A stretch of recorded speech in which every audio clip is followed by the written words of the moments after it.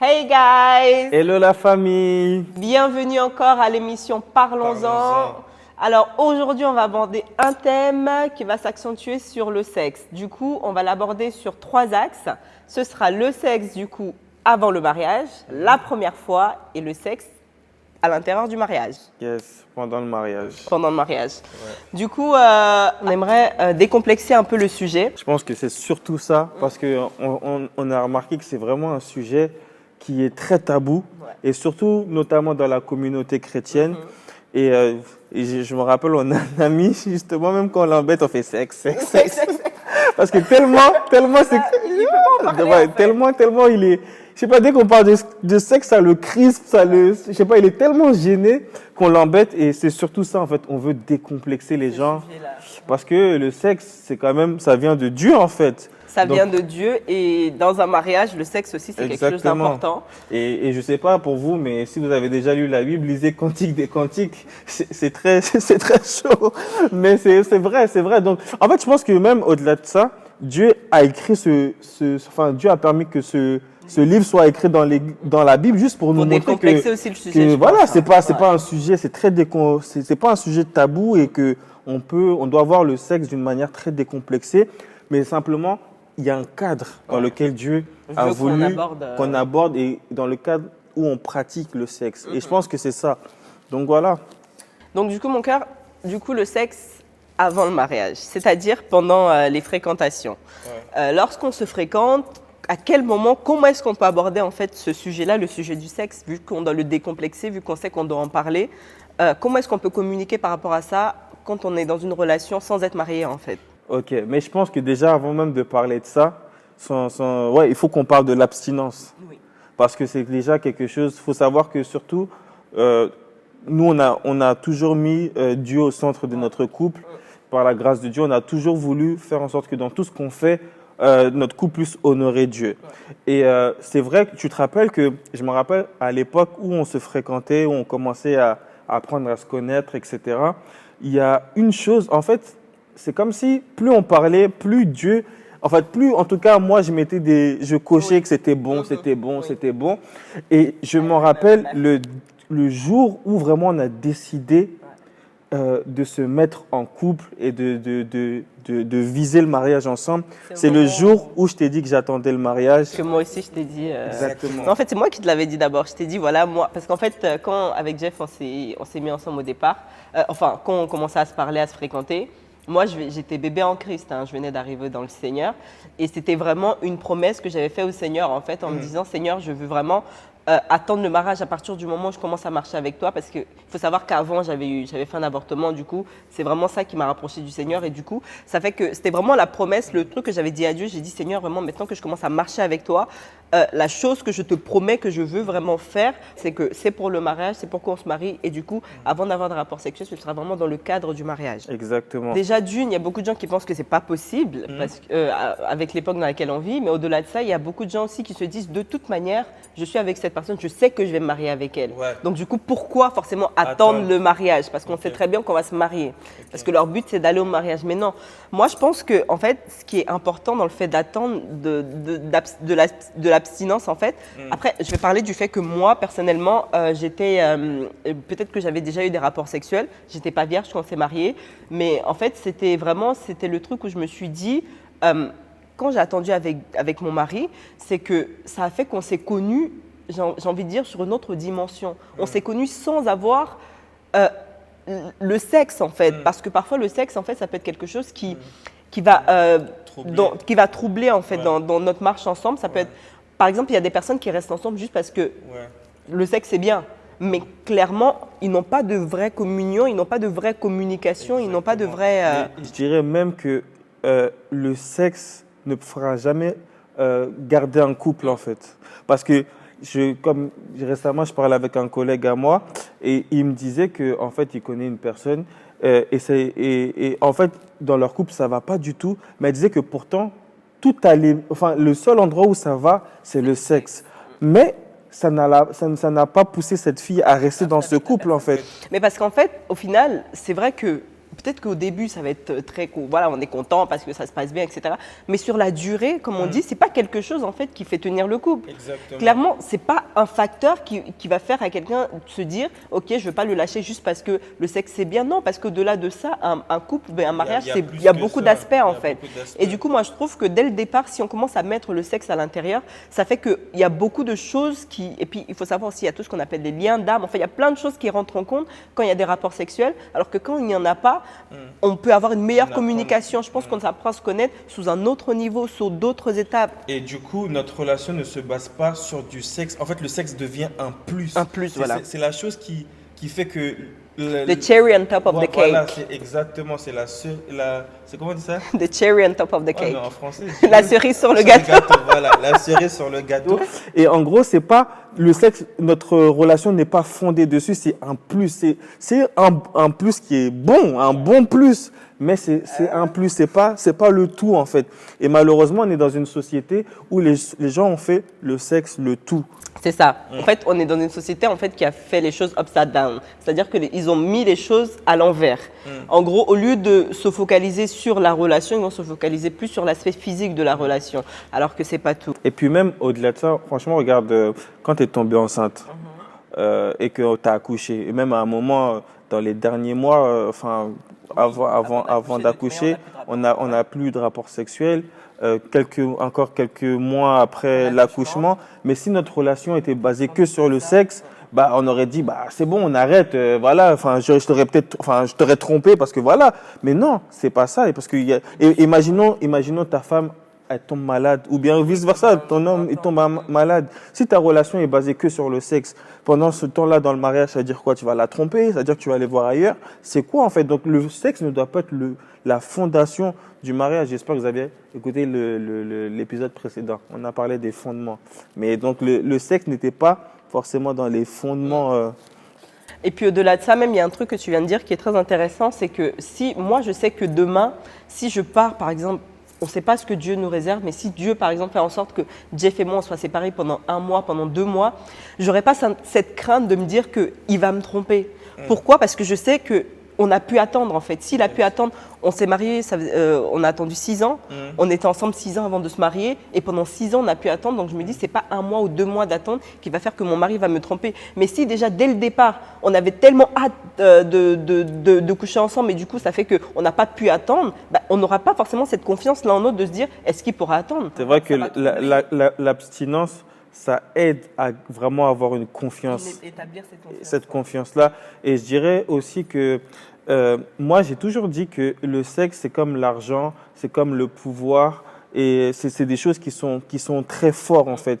Et quand tu arrives à maîtriser cela, en fait, quand tu arrives à maîtriser le sexe, ça montre aussi un certain caractère en fait. Parce que dans le sexe, dans le fait d'être dans l'abstinence, ça montre la maîtrise de soi. Ça montre l'amour que tu as envers la personne. Ça montre en fait que tu aussi as un caractère qui arrive à dominer certaines choses en fait. Donc même dans l'abstinence, je trouve que ça démontre beaucoup de choses en fait. Et tu n'es pas guidé par tes envies ni tes émotions en fait. Malgré que on ne dit pas que c'est facile en fait.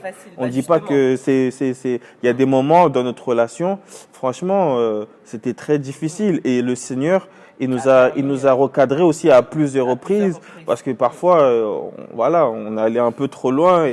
Et on s'est mis ensemble au début. Je te rappelle qu'on se disait on ne veut pas s'embrasser jusqu'au mariage. Et du coup, un jour, on s'est embrassé et il a commencé à pleuvoir. Et on a dit, purée, Dieu est en train de pleurer. Parce qu'on venait de s'embrasser.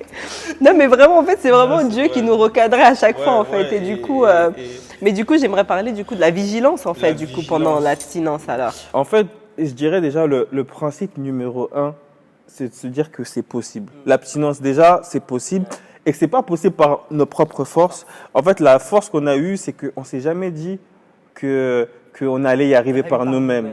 On a toujours, exactement, et on a toujours essayé de compter sur Dieu, en fait, sur le Seigneur. Mais à un moment aussi, il faut être sage. Il ne faut pas dire juste je compte sur le Seigneur et tu vas dormir dans le même lit que la personne ou quoi que ce soit. On reste des hommes, on reste des êtres humains, on a tous des tentations. Donc il ne faut pas non plus. La Bible dit que celui qui se croit fort, nous prenne garde à ne pas tomber en fait. Donc il faut faire attention. Il y a des situations, chacun connaît ses faiblesses, donc il ne faut pas rentrer dedans. Tu vois, sans te couper, mais il y a des personnes qui avaient dit, bon, on va attendre le mariage, etc. Mais malheureusement, ils sont tombés. Et j'ai pas envie qu'on fasse cette vidéo pour que ces personnes-là commencent à culpabiliser, mal, en fait. commencent à dire non, etc., etc. Je pense que même si vous avez décidé d'attendre et que vous êtes tombé, c'est pas grave. Relevez-vous. De toute manière, la Bible dit 7 fois le juste va tomber, mais 7 fois il va se relever en fait. Et relevez-vous et fixez-vous sur votre objectif. Et ne laissez pas aussi l'ennemi mettre la culpabilité dans votre tête. Ah, tu étais tombé, non, etc., etc. C'est pas grave, vous êtes tombé. Maintenant, relevez-vous. C'est vrai qu'il y a beaucoup de femmes qui peuvent, ou bien même des hommes qui peuvent se dire, ah non, mais c'est vraiment quelque chose que j'aurais voulu attendre, etc. C'est vrai, mais maintenant c'est fait. Il faut aller de l'avant, simplement. Et ça, c'est juste se repentir sincèrement et ne pas retomber dans les mêmes choses, en fait. Et Dieu oublie, Dieu aussi oublie. Mais c'est important aussi d'apprendre de ses erreurs, en fait, et de ne pas repartir dans... Parce que si à chaque fois, on va tomber, on va dire pardon aussi, c'est pas le but, en fait. C'est pas le but. C'est vraiment se repentir sincèrement et repartir sur de bonnes bases et ne pas refaire les mêmes choses qui vont nous permettre de retomber et aussi, moi, je pense que réfléchir au schéma qui cause à chaque fois, ou bien qui a causé, ou bien qui cause le fait qu'on tombe. Ça, c'est aussi important. C'est important. Donc, Et puis du coup, moi, ce que je voulais aborder, c'est du coup, on a parlé du fait de communiquer, d'en parler quand même dans la période des fiançailles, avant le mariage, etc. Mais maintenant, comment est-ce qu'on en parle du coup, en restant vraiment dans les limites, sans aller trop loin. Après, moi, je pense que déjà, c'est important dans la communication de savoir. En fait, comme on a dit, le but, c'est pas de rentrer dans les détails pour attirer de la convoitise ou bien quoi que ce soit, mais c'est juste des informations qui peuvent être primaires, on va dire. C'est-à-dire, est-ce que tu l'as déjà fait? Quel est ton rapport peut-être antérieur avec le sexe? Est-ce que tu as eu peut-être des addictions? Est-ce que tu as peur? Est-ce que tu as des craintes? C'est ce genre de choses entre les personnes qui se fréquentent ou qui vont bientôt se marier. C'est important qu'ils puissent le savoir, en fait. Ou bien, parce que, c'est important d'avoir ce genre d'informations pour pouvoir, aussi dans le mariage, pour que ces informations puissent, je sais pas, par exemple, si, comment dirais-je, le fait de savoir qu'une personne l'a jamais fait, etc., ça va t'amener, ça va amener peut-être plus je sais pas si c'est de l'empathie ou bien de l'empathie pour cette personne. Ou, de dire que Et peut-être aussi, prendre ça en considération, en fait, dans la première fois ou dans... Exactement. Et puis même, et aussi par rapport aux femmes, ce que j'aimerais dire, en fait, c'est aussi de se renseigner parce que il y a beaucoup de choses qu'on ne sait pas forcément au niveau de notre corps. Donc déjà, c'est important de connaître son corps, en fait, en tant que femme. De savoir qu'il y a des choses, en tant que femme, par exemple, il faut savoir que les femmes n'ont pas forcément... Les orgasmes ne viennent pas facilement comme les hommes. Donc savoir par exemple que la femme, elle peut être deux types. Donc elle peut être vaginale, elle peut être clitoridienne. Donc en fait, c'est vraiment des informations à chercher, à savoir, à connaître en fait, pour que demain, vous sachiez aussi où est-ce que vous vous placez. Parce que en tant que chrétien, en tant que croyant, on n'a pas ce rapport avec notre corps où on peut faire... se toucher ou bien ce genre de choses, la masturbation, ce genre de choses. En tant que croyant, c'est blasphématoire pour nous. C'est des choses qu'on ne peut pas faire, mais juste s'informer déjà de savoir que ça, c'est possible en fait. Qu'une femme, pendant le rapport sexuel, elle peut ne pas avoir de plaisir, mais ça peut être pendant les préliminaires. Mais ça aussi, l'homme aussi, en tant qu'homme, on doit avoir ce genre d'informations. Parce que sinon, l'homme, il va se dire, bon, c'est bon, moi, je vais juste la pénétration, etc. C'est ça qui va lui rendre plaisir. Alors que non, mais il faut peut-être savoir qu'il y a des femmes qui ne sont pas forcément comme ça, etc. En fait, il faut apprendre à avoir ce genre d'informations. Ça va aussi améliorer la qualité de votre relation sexuelle plus tard, en fait. Et c'est ce genre d'informations qu'il faut prendre. On ne dit pas d'aller regarder des films porno, on ne dit pas... Et puis même, après, au-delà de ça, tout ce qui est position, etc., c'est des choses que vous allez apprendre aussi par la suite, ensemble, dans le mariage, etc. Mais du coup, Wifey, la première fois, qu'est-ce que tu veux dire? La première fois, déjà une chose, la famille, c'est que c'est pas forcément après le mariage qu'il faut forcément tout de suite avoir le premier rapport sexuel. C'est pas l'heure d'après le mariage. Voilà, il faut pas se mettre la pression en fait par rapport à ça. Moi, je dirais que la première fois, il faut aussi savoir prendre son temps. peut-être que déjà après le mariage, on est fatigué, on a eu plein de choses. Peut-être prendre le temps de décompresser. Après, si vous voulez le faire la première, ça c'est chacun, voilà, chacun selon ce qui. Mais vraiment, il ne faut pas se mettre la pression de se dire parce qu'on vient de finir de se marier, il faut absolument qu'on ait ce rapport sexuel-là. Non, ça peut être fait le lendemain, les jours qui suivent, enfin au moment où vous vous sentez à l'aise. Exactement. Ça, c'est la première chose. C'est ça. Ouais. Et la deuxième chose, c'est que ne pensez pas forcément que ça va être le truc de ouf. C'est-à-dire, ne pensez pas que, gars, ne pense pas que le premier soir, tu vas cartonner. Non, ça peut être très rapide. Ça peut être très, très rapide pour les hommes pour la première fois. Et voilà. Et la femme aussi, ça peut faire mal. C'est des choses qu'il faut savoir pour une femme qui était vierge, même pas, hein, si ça fait longtemps que tu ne l'as pas fait, ça peut faire mal. Il faut savoir, il faut avoir ça en tête, que ça peut faire mal. Ça peut ne pas être plaisant la première fois, mais il ne faut pas s'arrêter à ça, en fait. Exactement. C'est en forgeant qu'on devient forgeron. Et c'est plus on va faire, mieux ça sera, et plus on va prendre du plaisir, et plus on va connaître aussi, et je pense qu'aussi le corps de la personne. Et je pense qu'aussi dans le sexe, il faut aussi le voir comme une expérience. Oui. Une expérience. Il faut vraiment aussi le voir comme une expérience parce que c'est plus, voilà, on va plus, vous allez, en fait, vous devez découvrir vos corps, en fait. Et souvent, on dit une chose, c'est que aussi dans le sexe, il faut communiquer. Ne pas, en fait, frustrer l'autre, en fait. Surtout, bon, j'aimerais surtout dire pour les hommes parce que nous, même la femme, c'est vrai. Mais en fait, nous, les hommes, le sexe, ça touche directement notre virilité, en fait. Donc, si tu viens, tu dis à ton homme, ah, c'était nul, t'étais nul, tu peux le détruire, en fait, parce qu'il base surtout sa confiance en lui, sur sa virilité, etc. Donc, il y a des manières de dire les choses. Il y a des manières de dire les choses. C'est pour ça qu'en fait, il faut surtout voir le verre à moitié plein et pas à moitié vide, en fait. C'est-à-dire savoir lui dire que, ah, ça, j'ai bien aimé ça. En fait, en communiquant, même s'il y a quelque chose qui n'était pas trop bien, dire, par exemple, commencer par ce qui était très bien. Et ensuite dire, ça c'était un peu moins bien, j'ai pas trop apprécié, mais sinon ça c'était vraiment très bien, ça j'ai kiffé. En fait, c'est important de savoir communiquer comme ça. Et aussi, ce qui est important de savoir, c'est que la confiance dans le sexe, c'est super important. Plus tu as confiance. Mais que ce soit même pour la femme ou pour l'homme. Bien sûr, pour les deux. Plus tu as confiance en toi, plus tu arrives à mieux viser peut-être certaines choses et aller plus loin en fait dans certaines choses parce que au début c'est vrai qu'on y va un peu à tatillon mais au fur et à mesure plus on prend confiance en nous, plus on aura des gestes plus précis ou bien des voilà donc du coup et j'aimerais aussi dire que le sexe, il faut penser déjà au plaisir de l'autre parce que surtout nous en tant qu'hommes, comme tu as dit tout à l'heure, les femmes prennent du plaisir plus difficilement que les hommes, en fait. Donc, si tu es un homme, il est égoïste, il va s'enjailler, il va kiffer. Et sa femme, elle va juste être là en mode, non, j'ai rien ressenti. Donc, en tant qu'homme, même la femme, je pense que lorsque même dans les relations sexuelles, elle arrive à ressentir que l'homme ne le fait pas juste pour lui, en fait. Et donc, ça c'est quelque chose de super important. Du coup, là, on aborde le sexe vraiment dans le mariage. Du coup.